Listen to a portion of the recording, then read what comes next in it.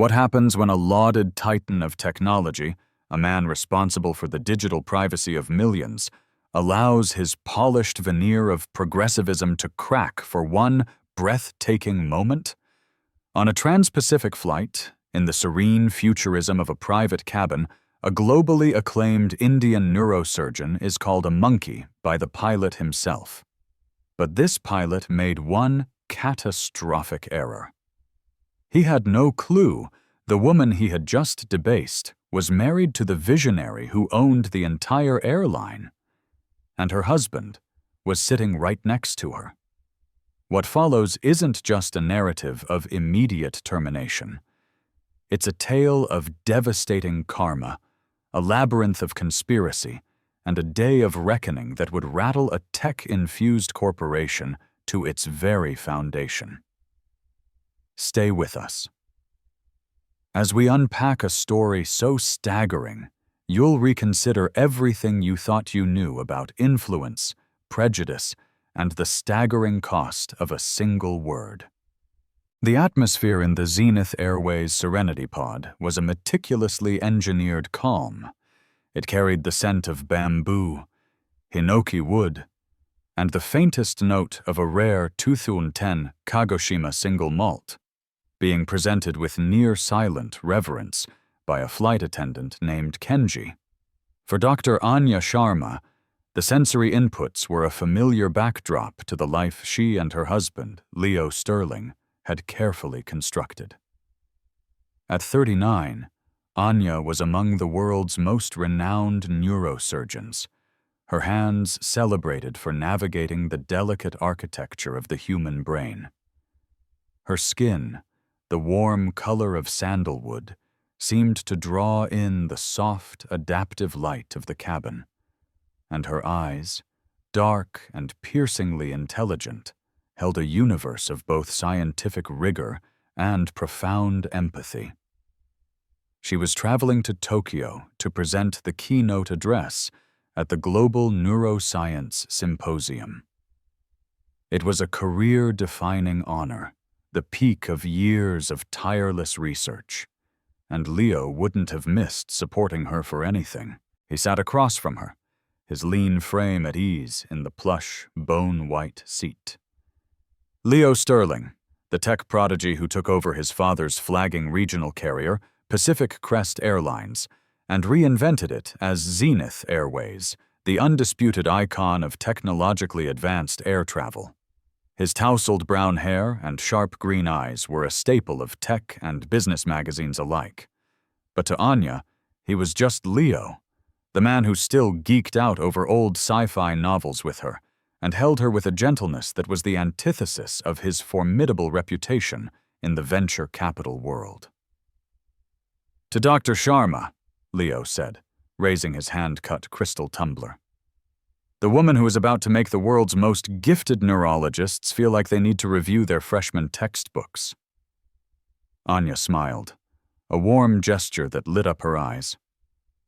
"And to Mr. Sterling, the man who ensures I arrive without my circadian rhythm getting scrambled." She tapped her glass gently against his. Their partnership was a quiet, unshakable sanctuary in a world that often felt cacophonous and chaotic. The flight, ZA7 from San Francisco to Tokyo, was their signature route, a testament to Zenith Airways' obsession with seamless innovation.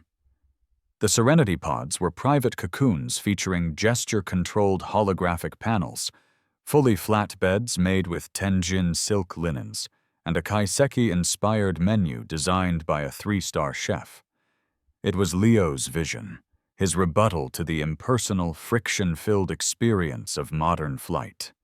It was also, on this specific night, about to become the backdrop for a drama more retrograde than he could have ever coded. The first trace of dissonance arrived with the pilot's voice over the cabin address system. Captain Rex Thorne. The name sounded rigid, authoritative, like someone who demanded to be in command. His voice, however, was saturated with an almost performative swagger. He welcomed the esteemed voyagers of Flight 7 with a flourish that felt more suited to a talk show host than an aviation professional. He certainly appreciates the sound of his own voice, Anya murmured, taking a small sip of her whiskey. Leo chuckled, a low, resonant sound. Rex is an old-timer. He's been with the airline since my dad's days, logged more air miles than any pilot in the fleet. His technical record is perfect. He paused, a wry look in his eyes. Though his ego could probably achieve liftoff without the help of 4 fusion hybrid engines. An hour into the flight, as the California coast vanished under a sea of fog, a minor annoyance occurred. The sophisticated holo panel in Anya's pod began to glitch, throwing distorted, strobing images across the cabin. It was a tiny bug in the complex code of luxury, but it was disorienting. She politely mentioned it to Kenji, the young flight attendant, who immediately looked mortified. "I am so very sorry, Dr. Sharma. Let me reboot it from the central control," Kenji said, his voice a nervous whisper. He came back a few moments later, his expression even more pained. "Ma'am, I regret that the reboot is ineffective. It appears to be a hardware malfunction in the pod's projection unit. We can attempt to move you to another pod, but the cabin is at full capacity." "It's truly no problem," Anya said, her tone calm and reassuring, sensing the young man's distress. "I can just power it down completely. I'd prefer darkness to a broken light show." Kenji's relief was tangible, but just as he was about to offer another apology, a figure darkened the entrance to their pod. It was Captain Rex Thorne. He was a man in his late 50s, with a tanned, leathery face, a rigid jaw, and a ramrod-straight posture that seemed almost militant. He carried himself with an aura of absolute authority. "Having some issues back here?" he asked, his voice a low growl that lacked the polish of his PA announcements. His eyes, a pale, washed-out gray, scanned the pod, lingering a fraction of a second too long on Anya. "Captain, we have the situation under control," Kenji said quickly, stepping forward almost as if to shield Anya from his gaze. Thorne ignored him. He stared directly at Anya. "The boys tell me your screen is on the fritz." He used the word boys to refer to the cabin crew, a subtle but grating erasure of their role. "It's a minor issue, Captain. It has been resolved," Leo interjected, his voice courteous but firm. He didn't like the way Thorne was looking at his wife. The pilot finally pivoted his attention to Leo, a spark of recognition in his eyes. He knew who Leo Sterling was. Everyone at Zenith Airways knew their CEO. But he seemed to savor the chance to assert his own authority, the captain's authority, which, on a plane in flight, was absolute.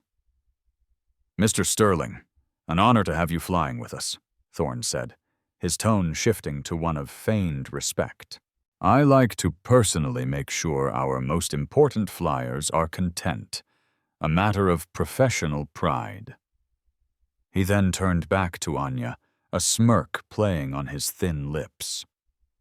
"So, the little lady is having trouble with the interface?" The condescension was as thick and suffocating as smog.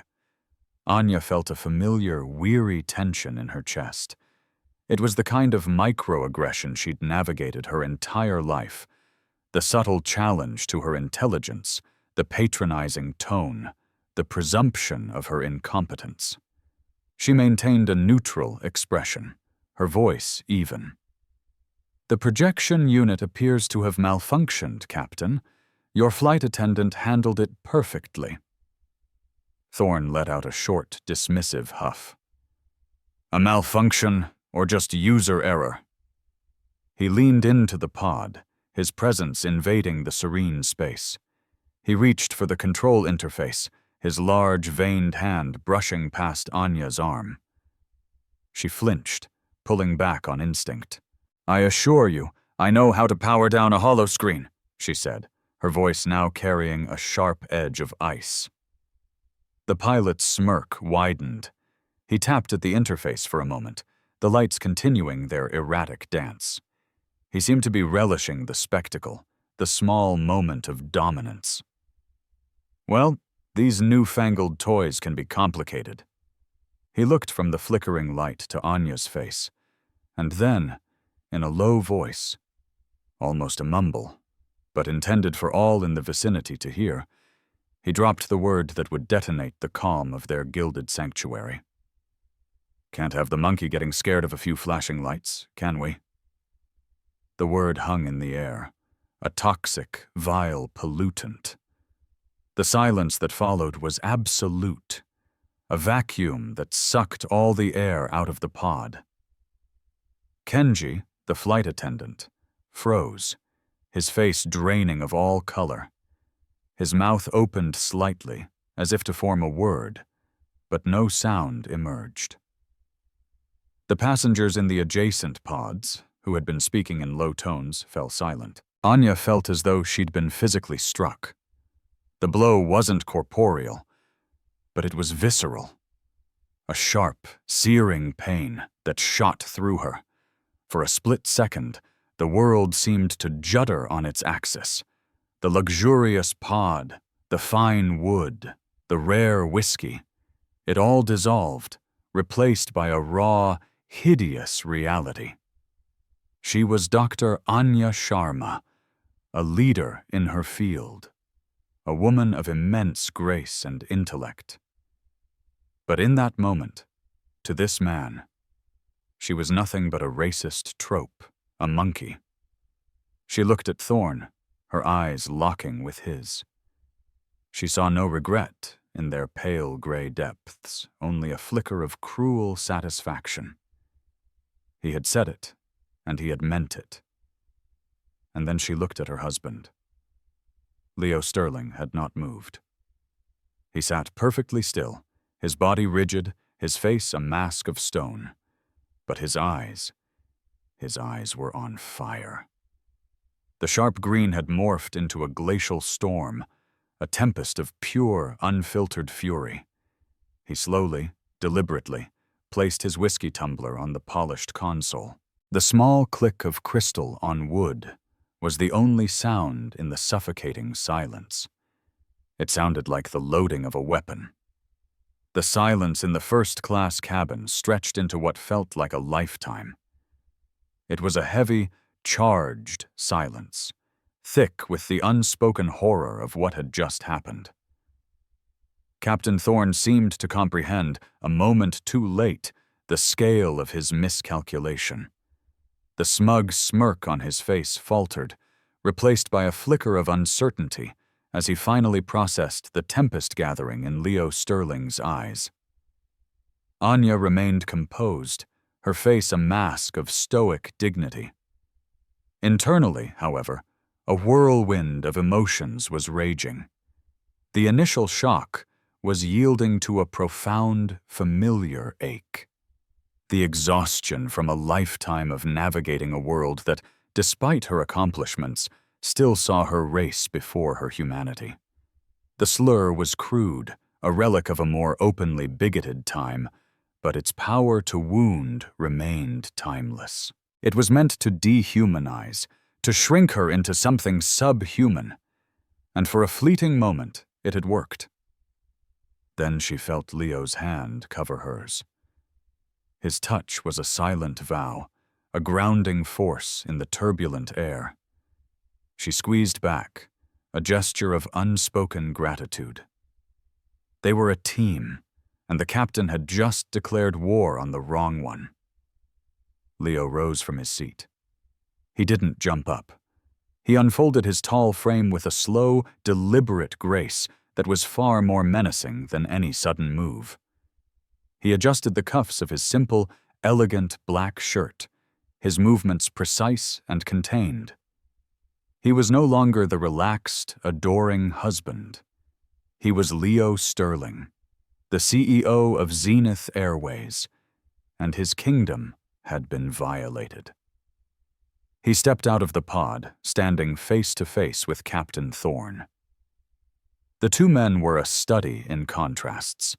Leo, the embodiment of sleek, modern power, and Thorne, a relic of an older, cruder era, now looking more and more like a cornered animal. "Captain Thorne, Leo began, his voice perilously quiet. Every passenger in the front cabin was now openly staring, their attention riveted by the unfolding drama. "I think I may have misheard you. Would you mind repeating what you just said to my wife?" Thorne's tan face turned a shade of mottled red. He began to bluster, his arrogance returning as a flimsy shield. I was just making a joke. It was just some locker room talk, no harm meant." "A joke?" Leo's voice dropped another octave, becoming a lethal whisper that sliced through the cabin's ambient hum. "You think reducing a woman of color, a distinguished surgeon, to a racist caricature is a joke? You think that is the kind of talk we tolerate at Zenith Airways?" Kenji, the flight attendant, finally found his voice, though it trembled. "Mr. Sterling, sir, I can confirm what the captain said." His eyes darted toward Thorne, a mix of fear and resolve in them. Leo gave him a slight, acknowledging nod, his focus never wavering from the pilot. "I see. So it wasn't a joke. It was a statement of your character, a look at the real Rex Thorne." Thorne's bravado started to disintegrate. He could see his career, his retirement, his entire life flashing before his eyes. He attempted to backtrack, to salvage the unsalvageable. "Look, Sterling. Mr. Sterling. I apologize. I've been flying for 40 years. I'm from a different time. Things were different then." "A different time?" Leo took a step closer, compelling Thorne to take an involuntary step back. "Let me tell you about the time I'm from, Captain. It's a time where we don't accept bigotry. Not in our company, not on our aircraft, not for a single second." He paused, letting his words hang with immense weight. He then turned slightly, addressing the entire first-class cabin, his voice now ringing with authority. "Ladies and gentlemen, my name is Leo Sterling, and I am the Chief Executive Officer of Zenith Airways. I want to apologize unreservedly for the despicable behavior you have just witnessed from one of our employees. Zenith has a zero-tolerance policy for racism, discrimination, and any form of hate speech. There are no exceptions. Not for a data analyst, not for a flight attendant, and certainly not for the captain of this aircraft." He turned back to Thorne, whose face was now ashen. The pilot looked like a man who had just seen a ghost. "Captain Rex Thorne," Leo said, his voice cold and final. "Consider your employment with Zenith Airways terminated, effective immediately." A collective gasp swept through the cabin. A termination, in mid-flight. It was unprecedented. You can't do that," Thorne stammered, a desperate edge to his voice. "I'm the captain of this plane. You don't have the authority." "My authority," Leo cut him off sharply, "comes from the fact that I own this plane and the company you just disgraced." "First Officer Tanaka," he called out, his voice projecting toward the cockpit. "You are now in command of this aircraft. As your first official duty as acting captain, I want you to contact our ground control at Haneda. Inform them that upon landing, Mr. Thorne is to be met by security and escorted from the premises. He is not to set foot on Zenith Airways property ever again." From the cockpit, a young, crisp voice responded over the intercom. "Understood, Mr. Sterling." The finality of it was breathtaking. Thorne stood there, utterly defeated. The swagger, the arrogance, the lifetime of unearned authority had evaporated in seconds. He was just a man, stripped of his power, his dignity, and his livelihood, all because of one foul word. Leo turned his back on the now ex-captain and walked back to his pod. He gently slid the door shut, blocking out the stares of the other passengers. He sat down opposite Anya, the fury in his eyes softening as he looked at her.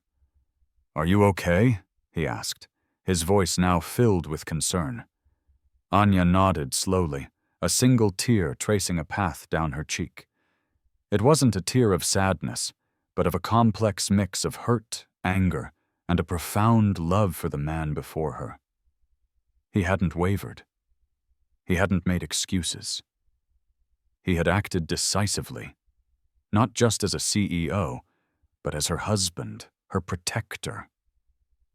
"I'm okay," she said, her voice a little unsteady. "Thank you, Leo." He took her hand again, his thumb stroking the back of her palm. "No one gets to talk to you like that, Anya. No one." The rest of the flight passed in a surreal haze. The news of the mid-air firing spread through the plane like an electrical current. The cabin crew, led by a newly confident Kenji, were exceptionally attentive, their professionalism a stark contrast to their former captain's conduct. Upon landing at Haneda, as promised, 2 grim-faced security personnel were waiting at the jet bridge.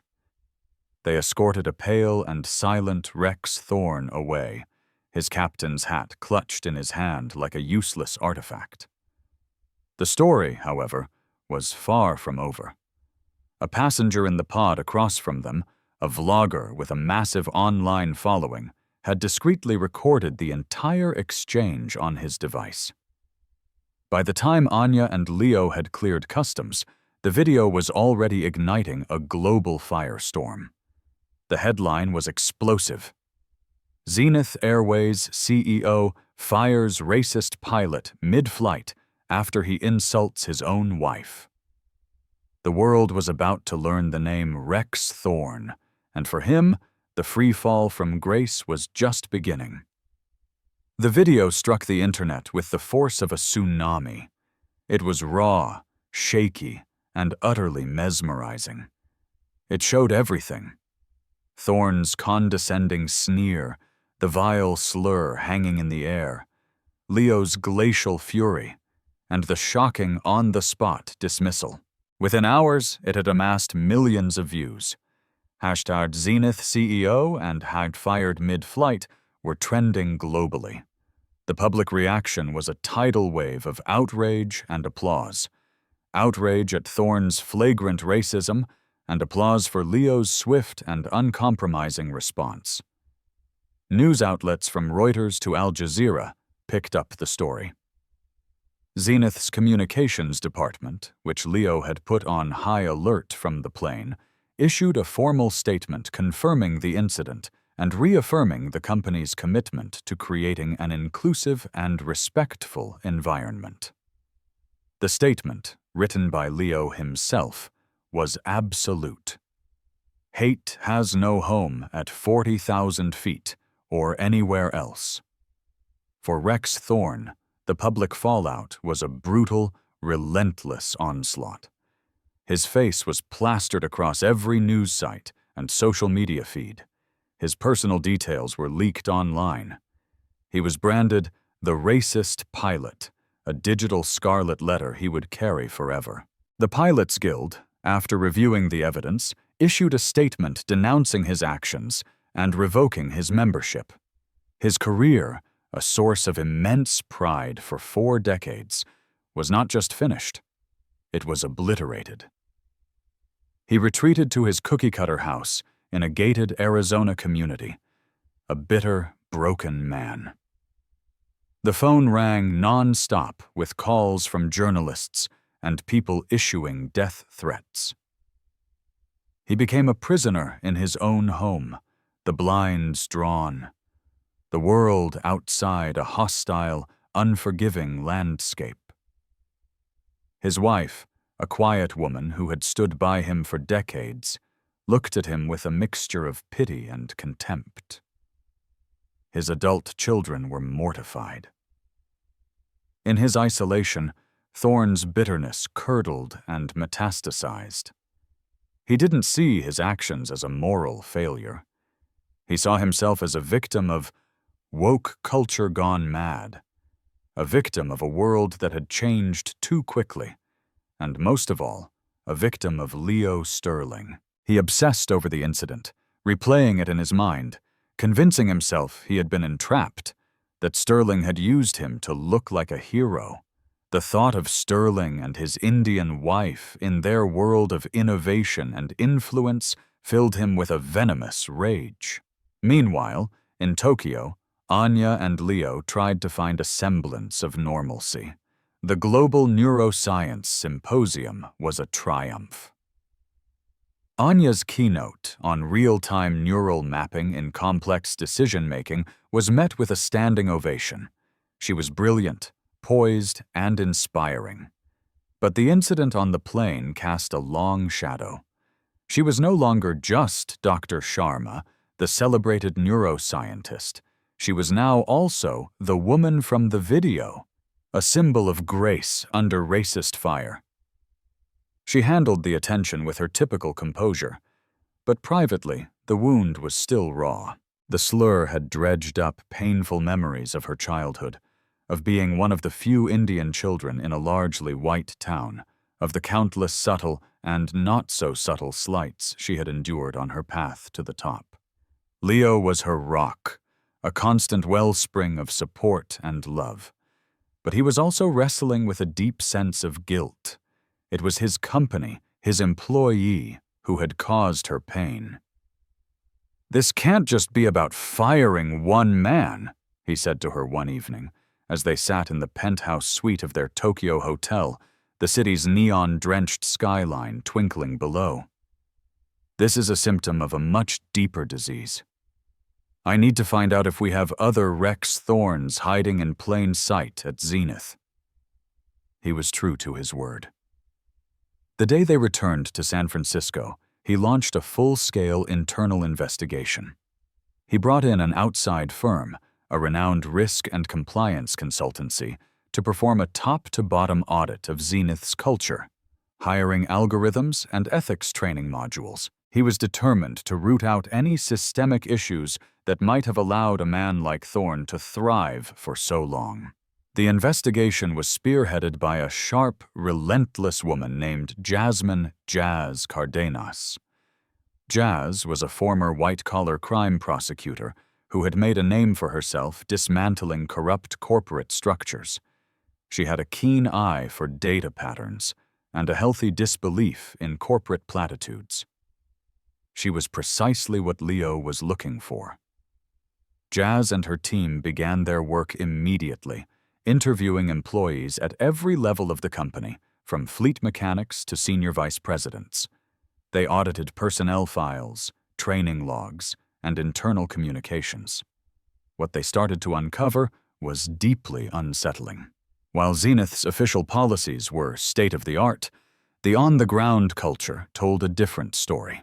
Particularly among the senior pilots, a cohort of men who had come up in a less diverse, more rigid era, there was a palpable undercurrent of resentment toward the company's progressive direction. They saw the focus on diversity and inclusion as a threat, an erosion of their long-held privileges. They had dismissive nicknames for the younger generation of female and minority pilots. They grumbled about the thought police in HR. Rex Thorne, it turned out, was not an anomaly. He was a product of this entrenched subculture. His personnel file was a testament to this fact. It was filled with stellar performance reviews and commendations for his technical flying skills. But there were also several red flags that had been overlooked or downplayed. Minor complaints from female flight attendants about his patronizing attitude, a written warning from a few years prior for making an inappropriate joke during a simulator session. Nothing deemed serious enough for dismissal, but a clear pattern of behavior that, in retrospect, was a flashing red light. As Jazz dug deeper, she unearthed something more disturbing. She found a series of anonymous posts on a dark corner of the web, an encrypted forum for airline pilots known for its far-right, anti-immigrant rhetoric. The posts, which her team was able to trace back to an IP address linked to Thorne, were filled with racist and sexist bile. He complained about diversity hires in the cockpit. He ridiculed the company's ethics initiatives. And he spoke with particular venom about Leo Sterling and his trophy wife. But it was one post from just a few weeks before the fateful flight that sent a chill down Jazz's spine. "The Golden Boy CEO needs to be taught a lesson," the post read. "He and his pet need to be brought down a peg. A little turbulence is coming his way. Stay tuned." This wasn't just the rambling of a disgruntled bigot, it was a threat. It implied forethought. A plan. Jazz realized she was on the verge of something far bigger than a single racist outburst. This wasn't just about one man's career ending. It was about the beginning of a conspiracy. The crushing karma that was coming wasn't just for Rex Thorne. It was for something far more sinister, lurking in the shadows of Zenith Airways. Jazz Cardenas felt a familiar charge of adrenaline, the same current that had surged through her veins when she was a prosecutor closing in on an indictment. The anonymous forum post was the key. A little turbulence is coming his way. It was too precise, too deliberate. This was not a spontaneous fit of bigotry. It was a planned ambush.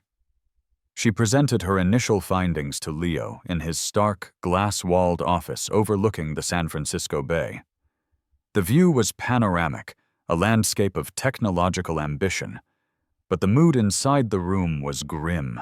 Leo listened intently, his face taut, his hands steepled under his chin as Jazz laid out the evidence. "So you're saying Thorne's attack wasn't random?" Leo said, his voice low and tight. "I'm saying it was the opening act in a coordinated attack," Jazz replied, pushing a data tablet across the vast, reclaimed wood desk. "I believe Thorne was a pawn, a willing one, but a pawn nonetheless. He was coached, perhaps even incited, to create a public scene." "To what end?" Leo asked, his eyes narrowing. "To damage the company's brand?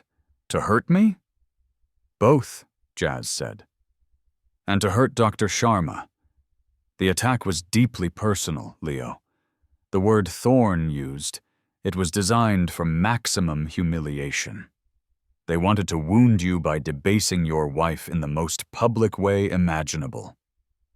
A cold, hard fury settled in Leo's chest. The idea of someone methodically targeting Anya, using her as a weapon against him, was infuriating. Who are they? "That's the multi-billion-dollar question," Jazz conceded. "The forum posts are anonymous, routed through layers of obfuscation. But Thorne must have been communicating with them. If he was the pawn, there has to be a puppet master." Leo leaned back, his mind racing. Who in his world harbored this depth of hatred? He had competitors, of course.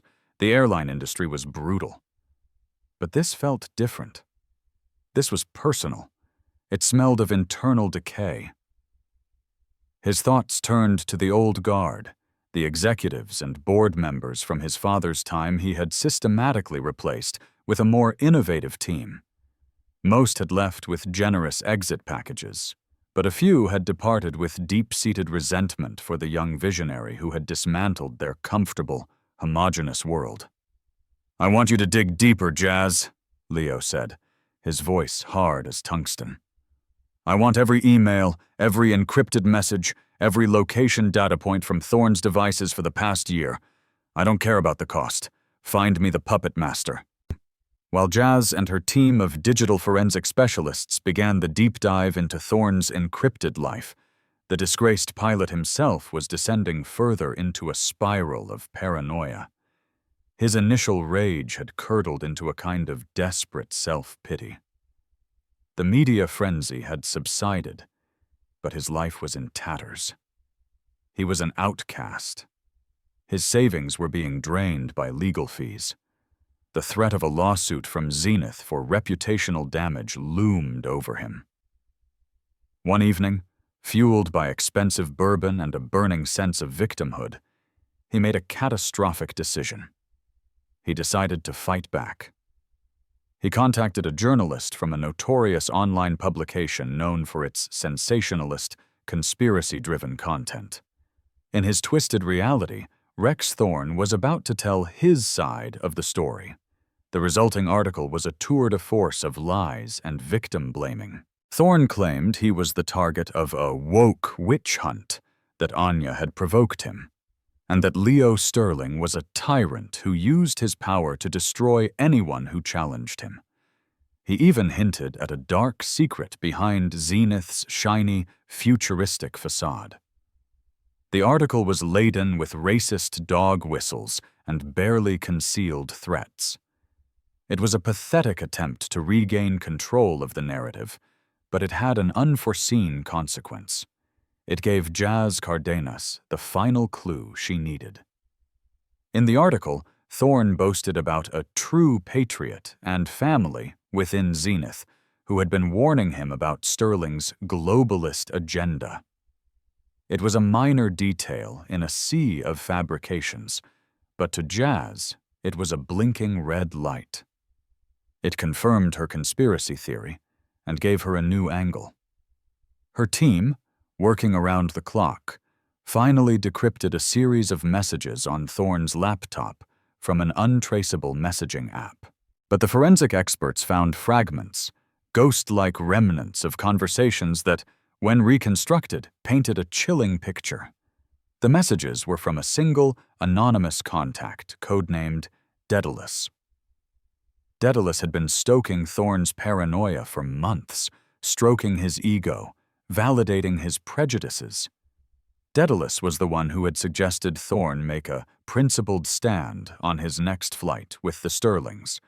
Daedalus had promised him financial backing and a new lucrative position if things went south. "They want to replace all of us," one of Daedalus's messages read. "It's time for the real men of the sky to fight back." The last piece of the puzzle snapped into place when Jazz's team cross-referenced the message timestamps with location data. Several of the key messages had been sent when Rex Thorne was at a very specific location: a highly exclusive private golf club in Monterey, a known haunt for the old money elite. Jazz pulled up the club's membership roster. Her eyes scanned the names: bankers, venture capitalists, corporate titans. And then she saw it. A name that made her blood run cold. Marcus Thorne. Marcus Thorne was Rex Thorne's older brother, a senior member of the Zenith Airways board, a holdover from Leo's father's era, a man who had been a vocal opponent of Leo's new vision, who had fought him on diversity initiatives, who had once sneered in a board meeting that Zenith was forgetting its base. A man with a reputation as a ruthless backroom operator. Jazz had her puppet master. Daedalus, the mythical craftsman who built the labyrinth and the wings for his son Icarus, was about to be trapped in his own collapsing creation. The Shadow Network was about to be dragged into the light, and the karma bearing down on Marcus Thorne was going to be biblical. Marcus Thorne was the living embodiment of old-world privilege. A man in his late 60s, with a mane of perfectly coiffed silver hair, a collection of bespoke suits, and a face that seemed permanently fixed in a state of smug entitlement. He moved through life with the unshakable certainty of a man who had never been denied anything. He was a serpent in a Brioni suit, his venom masked by a veneer of boardroom civility and charm. He had been on the Zenith board for 30 years, a close associate of Leo's father. He saw the airline not as a dynamic business, but as his private domain, a bastion of the old boys' club ethos he held dear. When Leo took the helm and began implementing his vision of a modern, inclusive, global brand, Marcus saw it as a personal affront. He viewed Leo's marriage to Anya, a brilliant, powerful Indian woman, as the ultimate desecration of his friend's legacy. His hatred was a quiet, corrosive acid.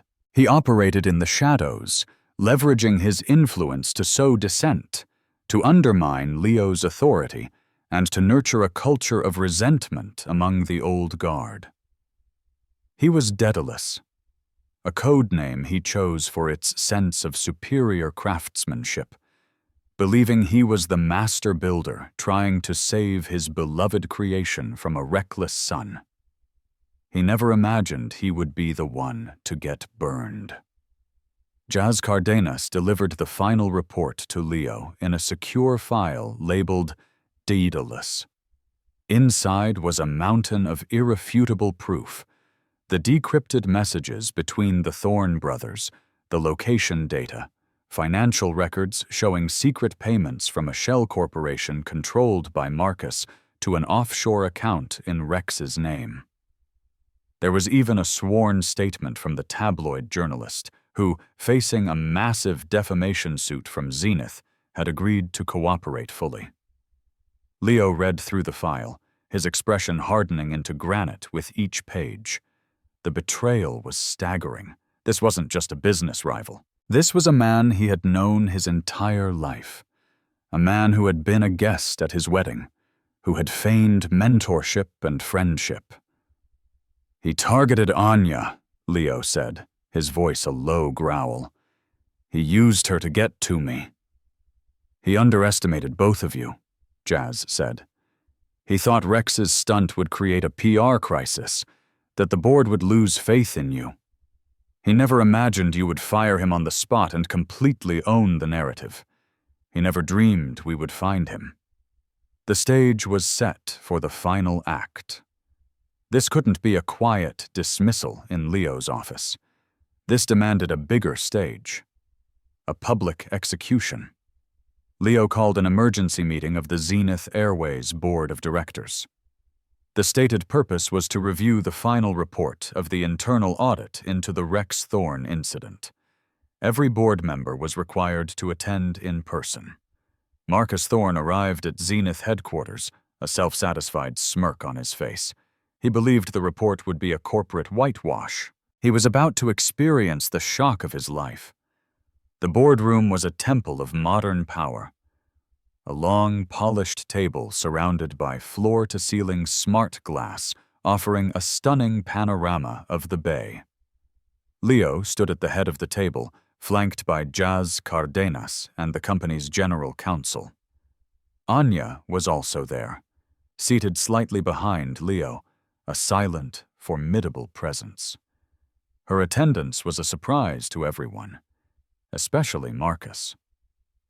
"Thank you all for coming," Leo began, his voice calm and resolute.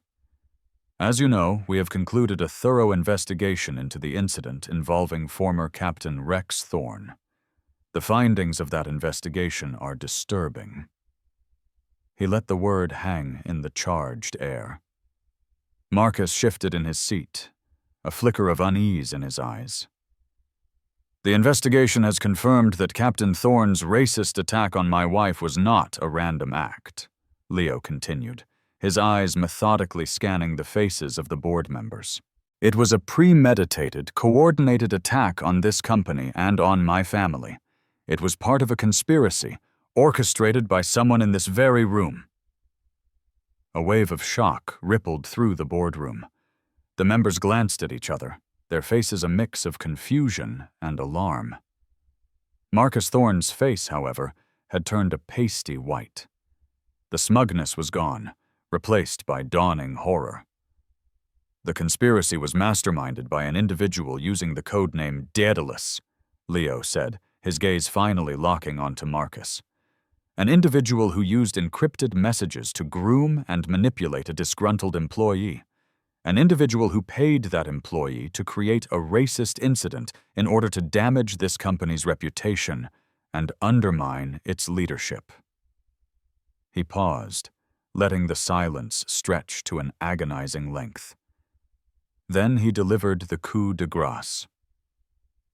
"That individual is Marcus Thorne." He projected the decrypted messages onto the massive display at the end of the room. The vile, racist, conspiratorial words of Daedalus filled the screen for all to see. The financial records followed, tracing the money from Marcus's shell company to Rex. The boardroom erupted. The other members stared at Marcus with stunned revulsion. He sat frozen, a statue of disbelief. "Marcus," Leo said, his voice now filled with a cold, righteous fury. "For years you have been a cancer in this company. You've poisoned our culture with your bigotry and resentment. You conspired to destroy everything I am trying to build, and you used my wife, a woman whose brilliance you cannot even begin to comprehend, as a pawn in your pathetic game." He walked around the table until he stood directly behind Marcus's chair. "The board will now vote on your immediate removal for cause," Leo announced. "But that is just the beginning. The evidence we've compiled has been turned over to the Department of Justice. You will be facing federal charges for conspiracy, securities fraud, and witness tampering. The karma you so richly deserve, Marcus, is just getting started." Marcus finally found his voice, a desperate, strangled whisper. "Leo, please." Leo looked down at him with pure contempt. "You are a disgrace to this company, to this board, and to my father's memory. Security will now escort you from the building." 2 security guards entered and flanked Marcus, who seemed to have aged 20 years in 20 minutes. As they led him away, a broken, defeated man, his eyes met Anya's. He may have expected to see triumph or hatred, but what he saw was far worse. He saw pity. The pity of a queen for a fool who had dared to challenge her and had lost everything in the process. The serpent had been defanged. The shadow network was exposed. But the real work, the work of healing the wounds and rebuilding a culture of trust, was just beginning. The fall of Marcus Thorne was a seismic event that sent tremors through the foundations of the old corporate world. His ultimate fate wasn't defined by the swift execution in the boardroom, but by the slow, grinding machinery of justice that followed. Stripped of his bespoke armor, Marcus found himself facing a litany of federal charges. His karma wasn't a lightning bolt from the sky. It was the cold, unblinking fluorescent light of a legal deposition, the endless pages of his own hateful words, and the soul-crushing realization that he had authored his own demolition. Rex Thorne, the blustering foot soldier, met a similar fate. His patriotic stand had earned him a supporting role in a federal indictment. The money from his brother transformed him from a pitiable bigot into a paid conspirator. His pension was forfeited, and his name became a verb in the industry. To be thorned was to self-destruct with such spectacular, bigoted ignorance that you took down a conspiracy with you. For Leo and Anya, victory felt less like a celebration and more like the draining aftermath of a necessary war. Exposing the conspiracy wasn't a clean slate. It was the diagnosis of a cancer they now had to eradicate. One evening in their home overlooking the Golden Gate Bridge, Leo stood watching the fog roll in. "I was blind, Anya," he murmured. "I inherited the company from my father and put this beautiful new skin on it. But the rot was in the foundations all along. Marcus was part of those foundations, and I never saw it." His guilt was palpable. He felt he had failed to protect her from the institution bearing his name. Anya came to stand beside him. "This isn't your burden alone, Leo," she said softly. "But they see you as more than just my wife," he countered. "I've seen the messages from our employees, a young software engineer in Bangalore, a flight attendant in Rio, a junior pilot here in SFO. They feel seen because of you." That was the turning point. The thought of those unheard individuals resonated with the part of her that had chosen medicine, the drive to heal. A corporation's culture, she realized, could be treated like a patient. Diagnosed, dissected, and with a skilled hand, repaired. "All right," she said, a new resolve in her voice. If we're going to do this, we're not just closing the wound. We're performing open-heart surgery. Thus, the Phoenix Initiative was born, a direct challenge to the tragic myth of Daedalus and Icarus. This wasn't about flying too close to the sun. It was about rising from the ashes of a painful truth. Leo dismantled the archaic pilot review system, instituting a rigorous 360-degree process where pilots were also evaluated by their first officers and cabin crew. The centerpiece was a new, mandatory cultural competency program. Drawing on her scientific background, Anya helped design an immersive, intense curriculum using real-life scenarios. Anya also took the helm of a new, truly independent Ethics and Oversight Council. Granted unprecedented power and an independent budget, her first act was to audit hiring data. Discovering a clear pattern of bias, she implemented a blind screening process for pilots and senior management, with initial interviews conducted by text-based simulators. The result was a dramatic increase in the diversity of candidates making it to the final rounds. She was a surgeon of bodies, and now a surgeon of culture. A year later, the scandal had faded, replaced by stories of Zenith's remarkable turnaround. The Phoenix Initiative became a business school case study on turning crisis into cultural revolution. Anya and Leo were on a flight to Sydney, a long-delayed anniversary trip. As they settled into their pod, a woman in a crisp captain's uniform appeared at their door. "Dr. Sharma, Mr. Sterling," she said, her voice clear and steady. "I'm Captain Eva Rostova. It's an honor to be flying you today." Her gaze lingered on Anya, a look of profound respect in her eyes. "Dr. Sharma," she said, her professional demeanor softening. "I was a first officer last year. I nearly quit. I didn't think there was a path forward for me here." She paused. "What you did, the work you've done since, it changed everything for people like me. Thank you." Tears pricked at Anya's eyes. As the plane began its powerful ascent, banking over the Pacific, she looked out at the endless blue horizon. The scar from that day would never vanish, but like the faint lines she left on her patients, they weren't marks of weakness, but symbols of survival. Proof that something broken could be confronted, healed, and made stronger. And so, a single, hateful word meant to destroy became the catalyst for a revolution. The story of Anya Sharma and Leo Sterling is a powerful reminder that while bigotry exists, it can be defeated by those with the courage to turn a moment of pain into a movement for change. The karma that found the pilot and his brother wasn't magic. It was the natural consequence of their own hatred, brought to light by people who refused to stay silent.